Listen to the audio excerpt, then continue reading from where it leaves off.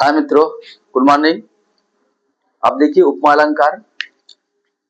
सर्वप्रथम उपमा अलंकार होता क्या है, इसका शाब्दिक अर्थ क्या है। उपमा का शाब्दिक अर्थ है तुलना या समानता करना, मतलब किसी की उपमा देना। ये दो व्यक्ति हैं, दोनों में उपमा देना, उससे सुंदर है, ये कैसे है, जो भी है। तो अर्थ क्या होता है, तुलना करना या समानता करना। परिभाषा क्या उपमा अलंकार की, जब किसी वस्तु या व्यक्ति की तुलना किसी अन्य वस्तु या व्यक्ति से समान गुण के आधार पर, धर्म के आधार पर या क्रिया के आधार पर की जाती है तो वहां उपमा अलंकार होता है। अर्थात दो वस्तु या दो व्यक्तियों में जब तुलना की जाती है, किस आधार पर, गुण के आधार पर, धर्म के आधार पर या क्रिया के आधार पर की जाती है, तो वहां पे उपमा अलंकार होता है।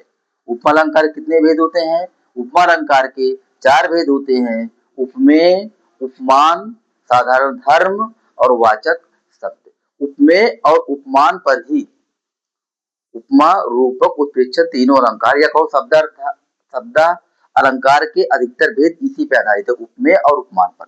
अब देखिए चार उपलंकार के कितने अंग होते हैं, इन्हें अंग भी कहते हैं, तत्व भी कहते हैं और अवयव भी कहते हैं। कितने होते हैं, चार होते हैं। पहला क्या है, उपमेय। उपमेय का मतलब होता है जिसकी तुलना की जाए, अर्थात जो वहां पर उपस्थित हो, क्या हो, प्रस्तुत हो। यदि कहा सीता का मुख चंद्रमा के समान है, तो सीता तो प्रस्तुत है। और जिससे तुलना, जिससे, यहाँ जिसकी, जिससे तुलना की जाए अर्थात अप्रस्तुत। सीता का मुख चंद्रमा के समान, तो सीता तो उपमेय हो गई। और उपमान क्या है, चंद्रमा। सीता किसी लड़की के नाम में उपस्थित है, लेकिन चंद्रमा तो उपस्थित नहीं है। साधारण धर्म क्या है, सुंदर। सुंदर क्या है, सुंदर है साधारण धर्म। जैसे कोई गुण है या कोई धर्म है या क्रिया है, इसे हम कहते हैं साधारण धर्म कहते हैं। वाचक शब्द क्या है, वाचक शब्द का मतलब होता है सा, सी, से, समान, सदृश। ये वाचक शब्द होते हैं। माने उपमा अलंकार की पहचान है, यदि पंक्ति में सा, सी, से, सदृश, समान शब्द आ जाए तो वहां पे उपमा अलंकार समझना चाहिए। एक बार देख लीजिए आप लोग, इसको एग्जाम्पल बता के समझाते हैं।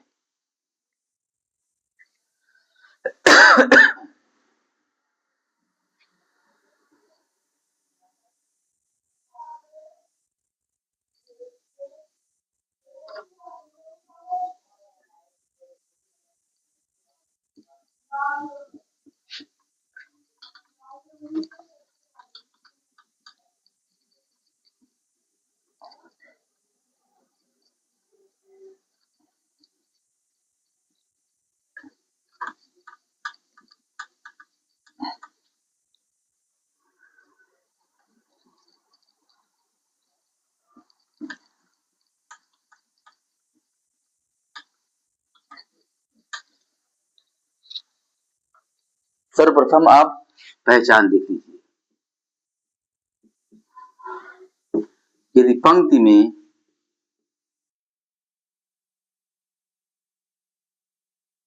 सा, सी, से, समान,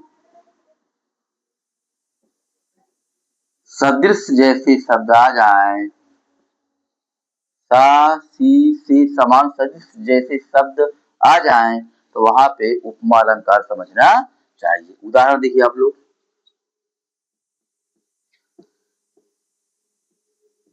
पीपर पात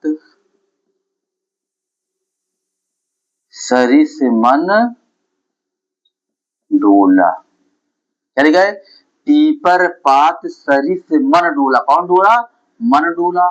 तो जो मन है, मन यहाँ पे हो जाएगा उपमेय हो जाएगा।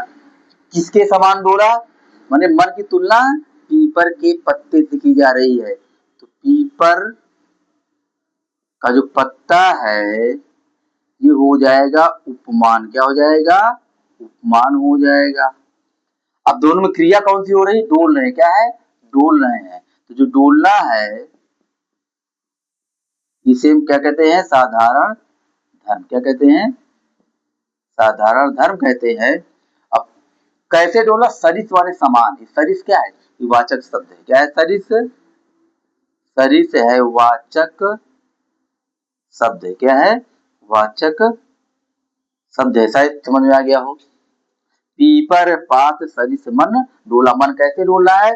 यहाँ मन की तुलना किससे की जा रही है? पीपर के पत्ते से की जा रही है। उपमेय जो प्रस्तुत है, जिसकी तुलना की जा रही है। उपमान जिससे तुलना की जा रही है। साधारण धर्म जिस क्रिया के आधार पर या गुण के आधार पर की जा रही है। वाचक शब्द क्या होता है? सरिस सा सी से सरिस इसका है वाचक शब्द है। एक और उदाहरण देख लीजिए। सागर सा, सागर सा गंभीर हृदय हो, गिर सा ऊंचा, गिर सा ऊंचा जिसका मन।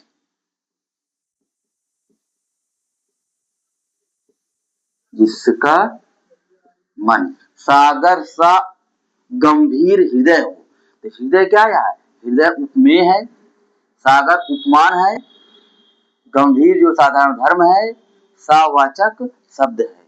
गिरिसा ऊंचा हो जिसका मन। मन यहाँ पे उपमेय हो जाता है, गिरि उपमान है, ऊंचा साधारण धर्म है, सावाचक शब्द है। यदि कहा जाए कि सीता का मुख चंद्रमा के समान है। किसका मुख? सीता का मुख चंद्रमा के समान है। चंद्रमा के समान है। सीता उपमेय हो गई, चंद्रमा उपमान हो गया, मुख जो है ये साधारण धर्म हो गया, और समान जो है ये वाचक शब्द हो गया है। पेपर में जब आपके पंक्तियां आएगी तो पंक्तियां में सिर्फ इतना ध्यान देना है कि ये जो शब्द है वाचक शब्द है सा सी से सरिस समान, इन्हीं को थोड़ा ध्यान देना है।